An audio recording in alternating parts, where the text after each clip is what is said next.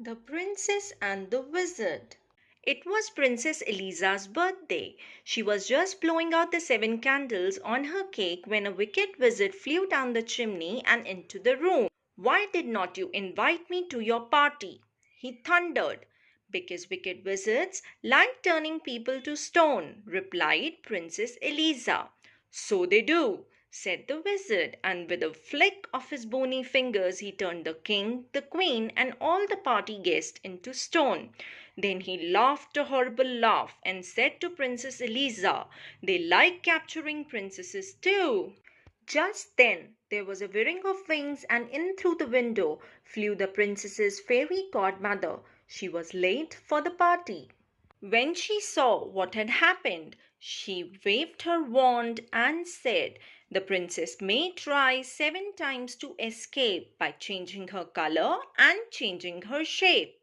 The wizard just laughed his horrible laugh and said, "Changing her color and changing her shape will never help Princess Eliza escape." Then he snapped his bony fingers again and turned the fairy godmother to stone. The wizard whisked the princess up the chimney and carried her away to his tall, dark castle.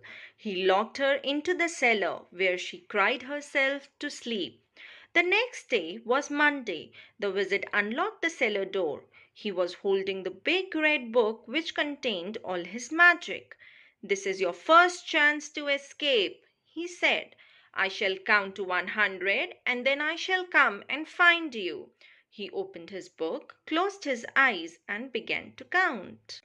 Princess Eliza ran outside.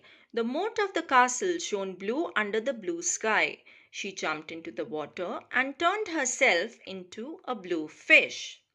98, 99, 100. The wizard opened his eyes, looked in his magic book, and read, "To find where Eliza is hiding from you, look in the moat for the fish that is blue." He fished Eliza out of the moat and took her to his kitchen, which was full of blue plates and pots and pans. They were all covered in dried up food. "So you like blue, do you?" he said. "Then set to work and wash." And he locked her in. On Tuesday morning, the wizard unlocked the kitchen door. He looked at the clean plates and pots and pans and he grunted. "Chance number 2," he said. Then he opened his book, closed his eyes, and began to count. Princess Eliza ran to the farmyard. She turned herself into a yellow chick and hid in some straw. But the wizard read in his book, "The straw in the farmyard is yellow and thick. Princess Eliza's disguised as a chick." He scooped Eliza up and took her to a cupboard which was full of yellow socks. They all had holes in them, made by his pointy toenails. "So you like yellow, do you?" he said. "Then set to work and darn." And he locked her in. On Wednesday morning, the wizard unlocked the cupboard door, looked at the darned socks, and grunted. "Chance number 3," he said, and he opened his book, closed his eyes, and began to count. Princess Eliza ran to the meadow. She changed herself into a green grasshopper and hid among the grass blades. But the wizard read in his book, "The grasshopper princess is easily seen, chirping away in the meadow so green." He caught Eliza in a net and took her to his green bathroom. The bath, basin, walls, and floor were covered in the wizard's slimy toothpaste. "So you like green, do you?" he said, then set to work and wipe, and he locked her in. 3 more days went by. Each day the princess tried to escape. On Thursday, she turned herself into an orange fox and hid in a pile of orange leaves. On Friday, she turned herself into a purple butterfly and fluttered among some purple flowers. On Saturday, she turned herself into a black cat and lurked in a black tunnel.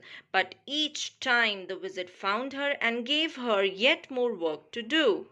On Sunday morning, the wizard came to the roof where Eliza had been scrubbing the sooty chimney pots. Instead of grunting, he laughed his horrible laugh. "This is your last chance," he said. "If I catch you this time, you must stay and work for me for the rest of your life." Then he opened his book, closed his eyes, and began to count. Princess Eliza turned herself into a white gull and flew up into a cloud. But as she hovered above the roof where the wizard was still counting, she saw words forming on the page of his open book. "So that's how he finds me!" she cried. "I shall never escape."